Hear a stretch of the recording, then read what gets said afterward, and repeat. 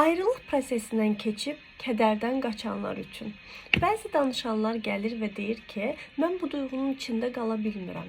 Bu duyğudan tez bir zamanda qurtulmaq istəyirəm. Bu məni narahat edir. Əgər sən də belə hiss edirsənsə, xatırlatmaq istədiyim bir nüans var. Bu duyğular bu qədər ağır hiss elətdirir, çünki yaşadığın hər şey həqiqət idi, real idi.